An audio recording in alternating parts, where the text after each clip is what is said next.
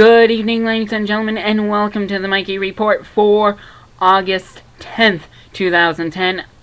I am Mikey Edwards. Glad you could be with us here on this humid Tuesday evening, even though it's like frigid cold inside our studio. I mean, I'm surprised I don't have an icicle coming off of my nose. That's how cold it is right now. But I'm glad to have AC instead of being out in the humid, muggy weather that we have here in eastern Pennsylvania and probably all over the state of Pennsylvania. But enough about weather for now. Our top story is former Alaskan Senator Ted Stevens has died after a plane crash in Dillingham, Alaska last night. He was 86 years old. Yes, 86 years old. Died in that single-engine plane crash in southwest Alaska that killed 4 others, including one of his former congressional aides. And a former NASA chief was among the survivors. He was the longest-serving Republican senator in history and was among 9 people on board when the 1957 de Havilland DHC-3 Otter crashed into a brush and rock-covered mountainside Monday afternoon yesterday afternoon, about 17 miles northwest of the fishing town of Dillingham. And Bill Phillips was the former aide. Dana Tyndall, 48, Senior VP of Anchorage-based communications company GCI, and Tyndall's daughter Corey, and the pilot Terry Smith, age 62, of Eagle River, according to state troopers. Stevens had survived a crash from 1978, but unfortunately wasn't unable to survive this one. Of course, BP is still working on that relief well, so we'll keep you up to date with that as much as possible. But could our next hurricane/tropical storm come about? Is Danielle likely to be upgraded? According to Reuters, a tropical depression formed over the Gulf of Mexico Tuesday on track, likely to take it near the oil spill site before making landfall in Louisiana. Not like that area hasn't had enough problems over the last 5 years or so. The National Hurricane Center said depression packing top sustained winds right now of 35 miles an hour was about 375 miles southeast of the mouth of the Mississippi. Depression is likely to be upgraded to Danielle on Wednesday, but no major strengthening was forecast, with maximum sustained wind speeds revving up to no more than 45 miles an hour, from what the Hurricane Center said. As a precautionary measure, approaching storm already prompted BP to delay the final work by 2 or 3 days on the well to permanently kill the source of the world's worst offshore oil spill. Computer models forecast the depression moving northwest, crossing the spill site before making landfall, or else along the north-central Gulf Coast by Wednesday night or early Thursday. So far, only 3 tropical storms and only 1 reaching hurricane strength. And season is nearing its traditional highest active phase, running from mid-August through October. So the warm water and the tropical Atlantic is warmest during that time frame. So, we'll see what happens with the proposed Danielle. But first, we have some more news to tell you about that duck boat tragedy. The families of the 2 Hungarians killed are suing the company the duck boats, so that for failure for the Coast Guard compliances. So that's another huge thing that we are awaiting for more word of. Let's go to weather right now, shall we? Enough about some of this depressing news. Let's go to weather, even though it's kind of more depressing because it's hazy, hot, and humid all across the eastern Pennsylvania area. We're looking at 70s during... we're looking at anywhere in the 70s or 80s. Right now we got 72, or right around the 72 in our Mount Cobb studios. In our Phoenixville studios here, it is 79. Of course, excessive heat advisory lasting for a while. And 85 in Philly currently.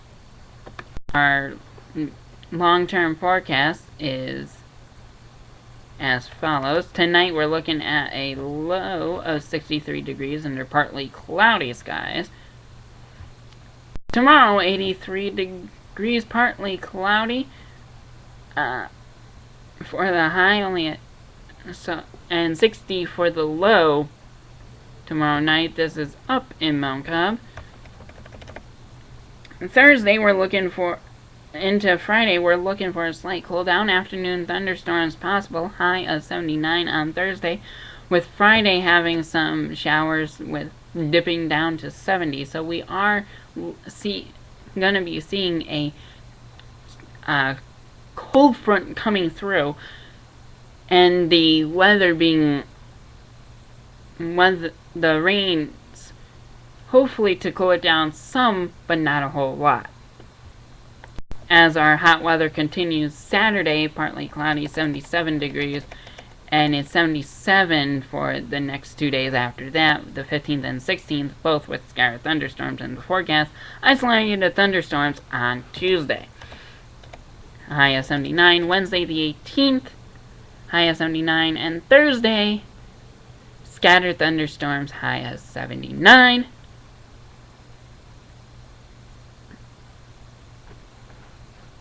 Degrees. As we look at our Phoenix...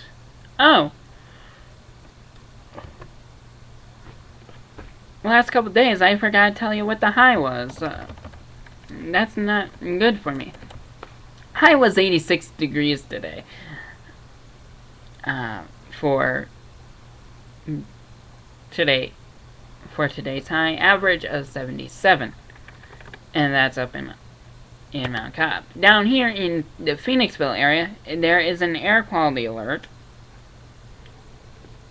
The ozone in the moderate range right now, I believe, or just slightly oppressive. It's currently 80, but that humidity is giving it a little bit more stagnant feel of 83 degrees. Tonight's low is 73 projected. Tomorrow we're looking at a 92 degree high under partly cloudy skies with a low of 70. Today's high, however, was 94 degrees. The average is 86. So we are above our highs for the current conditions.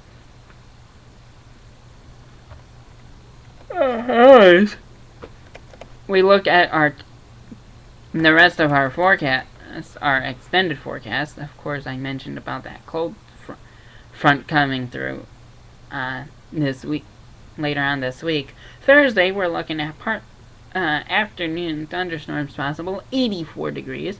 Friday, we're looking at 79 degrees and showers. Saturday, looking pretty clear if we need to go for a bike ride. Partly cloudy, 83 degrees. Isolated thunderstorms on Sunday the 15th, high of 85. And the rain is in the forecast for almost all of next week. Hopefully it does not rain on Friday the 20th. I don't want that.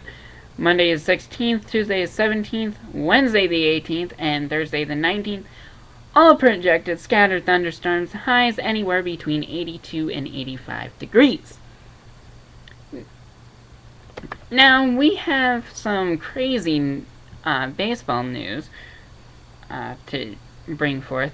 Tiger is trying to gain his confidence back and he feels like he has hit bottom.